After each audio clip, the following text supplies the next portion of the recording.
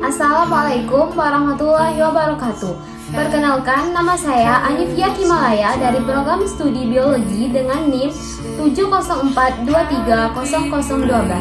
Baik, di sini saya akan mempresentasikan bab 1 dan bab 2 penelitian saya yang berjudul Persentase serangan hama penggerak buah kopi atau Hypothalamus hampeper pada perkebunan kopi Depati 7 kopi di Sungai Penuh, Kerinci. Baik, selanjutnya itu latar belakang.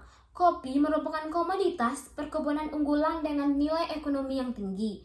Indonesia termasuk produsen dan eksportir kopi terbesar di dunia.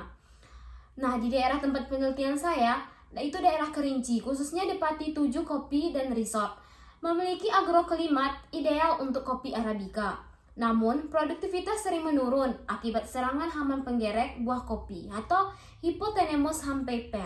Hama ini menyerang langsung buah kopi, yang menyebabkan biji berlubang dan bobot turun. Secara kualitas, cita rasa kopi juga menurun. Tingkat serangan ini bisa mencapai 30 hingga 80% jika tidak dikendalikan. Dan juga dapat menimbulkan kerugian ekonomi besar bagi petani yang menanam kopi di daerah Kerinci, khususnya Depati 7 Kopi. Dan juga penelitian ini juga penting untuk mengetahui tingkat serangan aktual dan faktor penyebabnya. Baik, selanjutnya yaitu rumusan masalah. Nah, rumusan masalah yang saya angkat di sini yaitu ada 4 macam, yaitu pertama ada berapa persentase serangan hama penggerak buah kopi di perkebunan Depati 7 Kopi. Yang kedua, bagaimana tingkat keparahan kerusakan buah akibat serangan hama penggerak. Yang ketiga yaitu faktor lingkungan dan kondisi tanaman apa yang berpengaruh terhadap intensitas serangan. Nah, rumusan masalah yang terakhir yaitu bagaimana sebaran serangan pada berbagai blok atau peta lahan. Selanjutnya yaitu tujuan penelitian saya. Tentunya untuk menjawab dari rumusan masalah yang telah saya angkat. Yang pertama yaitu untuk mengetahui persentase serangan hama penggerak buah kopi di perkebunan Depati Kopi Sungai Penuh. Juga untuk mengidentifikasi tingkat keparahan kerusakan buah kopi akibat serangan hama penggerak. Yang ketiga, menganalisis faktor lingkungan dan kondisi tanaman yang berpengaruh terhadap intensitas serangan hampe. Yang keempat, menyediakan data dasar mengenai sebaran serangan hama pada berbagai blok atau peta pada lahan perkebunan tersebut. Dan yang kelima, memberi rekomendasi sebagai petani untuk pengendalian hama yang tepat untuk berkelanjutan berdasarkan hasil identifikasi lapangan yang saya peroleh.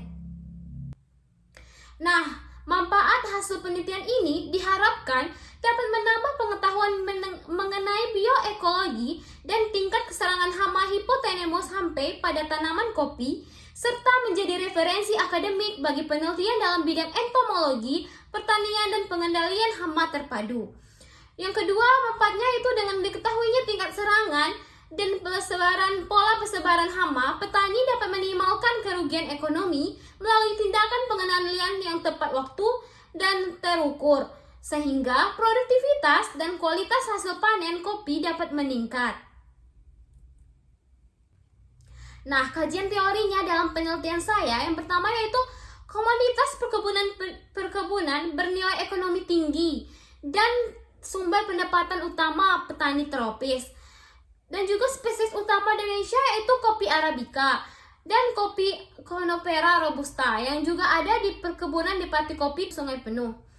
Dan juga kondisi tumbuh optimal di ketinggian kurang lebih dari 1000 mdpl, suhunya 18 hingga 28 derajat Celcius. Curah hujan yaitu 1200 sampai dengan 2000 mm per tahun. Dan juga selain nilai ekonomi, kopi memiliki nilai sosial dan budaya tinggi di Jambi dan Sumatera Barat. Hama penggerak buah kopi atau Hypothalamus hampeper termasuk famili Curculinidae ordo Coleoptera, menyerang buah kopi dengan cara menggerak dan bertelur di dalam biji. Larva memakan endosperma, kemudian menurunkan mutu, menyebabkan biji berlubang dan ringan, dan jumlah kopi itu menjadi ringan. Dan tingkat serangan dapat mencapai 30 hingga 80% tanpa pengendalian yang efektif. Selanjutnya itu faktor yang mempengaruhi serangan. Di ketinggian tepat mengaruhi suhu, yaitu dengan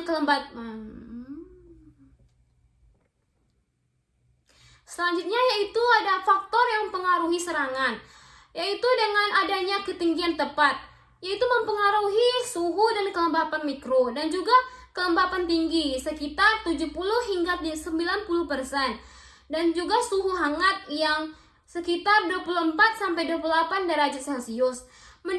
Yang ini dengan mendukung perkembangan tumbuh hama yang terjadi di sini. Sanitasi kebun buruk dan buah sisa menjadi sumber infeksi lanjutan. Pola tanam tidak serempak, populasi hama terus berkurang. Dampak dari serangannya yaitu penurunan produksi dan mutu jaminan kopi menurun. Buah gugur sebelum matang, cita rasa menurun dan pendapatan petani berkurang.